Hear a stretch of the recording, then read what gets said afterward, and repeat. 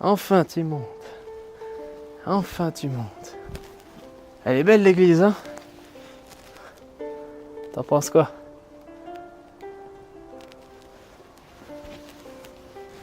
Bonjour, bonsoir. Laissez-moi poser ce fardeau là. Mon sujet aujourd'hui, c'est la révolution. Je vous avais dit à la fin de la vidéo sur le féminin sacré, sur les femmes, que je ferai une vidéo sur la révolution et que ce terme méritait d'être changé ou au moins discuté. Eh bien, c'est ce qu'on va faire, mais ça, très rapidement, ça va être une vidéo assez courte, j'ai pas beaucoup de temps. L'idée de révolution, c'est quand une révolte a atteint un point critique de non-retour. Attention, on a Kiran à la caméra, la petite chatte à la caméra. Magnifique. Et donc, c'est quand le point de non-retour a été atteint et que la révolte se met à devenir en fait indispensable. Et l'état est trop critique pour qu'on ne fasse pas quelque chose et pour qu'on n'arrive pas dans cet état de crise. La révolution est une crise où donc on doit faire un choix entre deux au moins. On doit au moins évincer une des choses qui est déjà existante. La révolution, c'est au moins la destruction partielle de ce qui est déjà existante. En tout cas, avec révolution rime destruction. Et donc voilà, c'est un stade de la révolte qui est un point de non-retour vers la violence. Quand dans ma vidéo sur les femmes et le féminin, j'employais révolution à la fin, c'était pour parler d'une révolution intérieure. La révolution intérieure aurait un autre sens que la révolution au sens de la destitution d'un état en présence, par exemple. Mais la révolution intérieure, oui, c'est quand même un grand bouleversement. Et c'est détruire les parties de nous qui nous retiennent dans notre état de...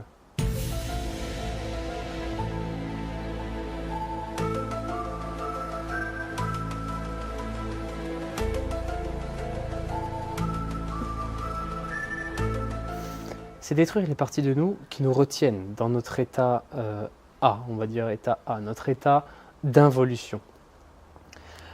Dans le cadre du vivant, et donc de toutes les dimensions subtiles qui vont avec, eh bien la révolution n'est pas un problème car elle sera forcément remplacée par quelque chose d'autre. Ainsi, une révolution intérieure ne sera jamais un problème, elle aboutira juste à un nouveau vous qui sera bien plus normalement adapté à son monde extérieur, si la chose a été bien faite.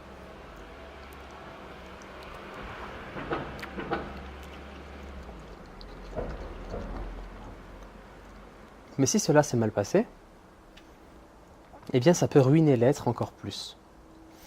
Et c'est de ça que je veux parler. Je veux parler du fait que dans la révolution, et notamment ce qu'on vit aujourd'hui, c'est crise des gilets jaunes, est-ce qu'on peut appeler ça une révolution? J'en sais rien.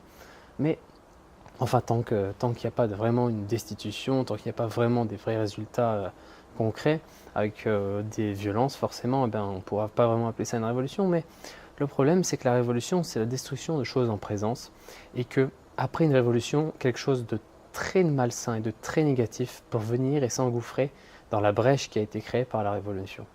Ainsi, on se retrouve avec des révolutions qui ont, depuis 1789, ont complètement transformé la civilisation, mais qui ont aussi ramené d'énormes problèmes. Après 1789, nous n'étions pas plus libres qu'avant. Et après 1789, le droit des femmes en a pris gros. Et en fait, à chaque révolution, on se retrouve à chaque fois à retomber dans une espèce d'état de battement, une période de battement, où l'homme est à sa version la plus, vous savez, la plus primale, la plus animale, et où on perd tout ce que l'on a gagné auparavant, pendant la période de battement après la révolution. Et à chaque fois, il faut tout reconstruire. Donc, une révolution, c'est bien, ça peut aider à évoluer. Mais trop de révolution, ça fait plus de dégâts que de bien. Ainsi, nous sommes dans une période où tout le monde crie à la révolution, sauf qu'on a vécu largement assez de révolutions. On a vécu beaucoup trop de révolutions. Et vous savez, on est à la 5e République. Si on est à la 5e République, c'est qu'il y en a eu 4 avant. Et ces 4 républiques, à chaque fois, sont venues avec une révolution, et à chaque fois, elles sont venues dans le sang, et à chaque fois, elles sont venues avec une période de battement absolument horrible, où on perdait tous nos droits, et on devait à chaque fois reconstruire ces droits, regagner nos libertés. Toujours on était heureux parce qu'il y avait ce côté ouais, on a gagné la révolution, on est libre maintenant, mais à part ça il n'y a rien d'autre. Tout le reste a été investi par des forces de l'ombre, disons-le ainsi. Et donc ce que l'on doit, ma question c'est, doit-on continuer avec cette idée de révolution? Doit-on faire la révolution? Parce que faire la révolution maintenant, c'est détruire encore plus ce qui a déjà été beaucoup détruit, et détruit, reconstruit, détruit, reconstruit. Est-ce que nous ne devrions pas, reconstruire, parce que c'est déjà, ou plutôt construire, ou plutôt... Ouais, est-ce que nous ne devrions pas reconstruire, après cette période de violence que nous allons vivre, reconstruire et surtout ne plus penser à la révolution. En fait, même maintenant, ne plus penser à la révolution parce que on a des acquis, on a la France, on a des villages magnifiques, des villes magnifiques, ce pays est magnifique. Et le niveau de conscience de la population est élevé, on a énormément de... La France, c'est la force des héros, regardez, on est les meilleurs dans pratiquement tous les sports, je veux dire, les pistes de ski, les meilleurs skieurs mondiaux, ils sont chez nous, les meilleurs... On forge des héros dans tous les domaines, la science aussi. La France a toujours été connue pour sa science. Elle a été le premier en agriculture pendant très longtemps. Je veux dire, ce que crée la France, c'est un peuple extrêmement productif. Eh bien, si on ne transformait pas toute cette productivité, tout ce potentiel qui existe en France, en fait, si on n'essayait pas de régénérer ce potentiel qui est déjà là. Tout est là. Il suffit juste de régénérer ce potentiel, mais dans un nouveau paradigme. Le paradigme d'une nouvelle terre, en tout cas d'une nouvelle manière de vivre. Une manière beaucoup plus humaine, beaucoup plus proche du vivant. Et cela ne nécessite pas forcément de révolution. Car comme je vous l'ai dit, toutes les bases sont là. Il suffit juste de regagner notre autonomie, notre indépendance, et de recréer de l'humain dans nos interactions. Voilà, ce sera tout pour cette vidéo. Je vous laisse maintenant sur un passage de Papacito sur une radio, où il parle de ça et où j'ai trouvé ça très très très très intéressant, et qui a motivé cette vidéo en réalité. À bientôt.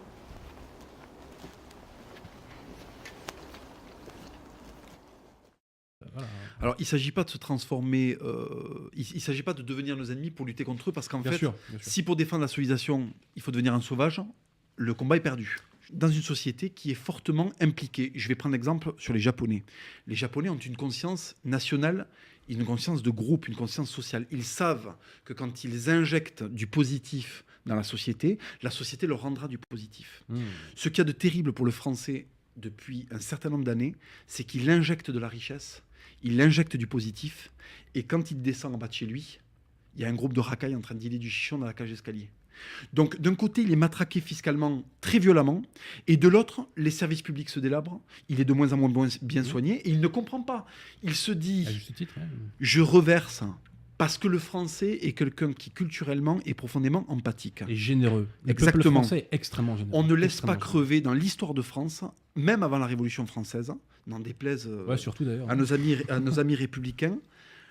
Le cap français, c'est pourvoyeur d'universalisme, une solidarité qui est pratiquement quelque chose de structurel dans la culture française et qui est tout à son honneur, et qui est unique, et qui a fait que mes grands-parents ont choisi de venir vivre dans ce pays en ayant la conscience de ça. Or, la France connaît depuis quelque temps l'arrivée de populations qui n'ont pas conscience que ce système repose sur la responsabilisation de chacun, et surtout, si l'argent qui me sert à me faire soigner a été extirpé de la poche d'un travailleur, il faut que j'en fasse quelque chose d'utile, il ne faut pas que je le gaspille. Tu comprends ce que je veux dire ? Donc en fait, ce système de redistribution ne peut fonctionner que dans une que dans un pays civilisé, avec des gens conscients et des gens surtout conscientisés. Or, aujourd'hui, la France vit avec un golem, elle vit avec un chien féroce qui la regarde en grognant et il faut lui jeter un os régulièrement parce que le jour où il se lève, il Bien va sûr. croquer la main du maître. C'est que- C'est ça, cher gilet jaune, qui vous fait descendre dans la rue. Ce pays est productif, l'ouvrier français est le plus productif du monde. Ouais, tout à fait. Ce Meilleure pays productivité. est 5e puissance mondiale alors qu'il a 2 clous plantés dans le talon et pourtant il continue à soigner gratuitement toutes les hordes du monde. Des Suédois, oui. Voilà. Donc, bravo la France, mais elle part avec un sacré handicap.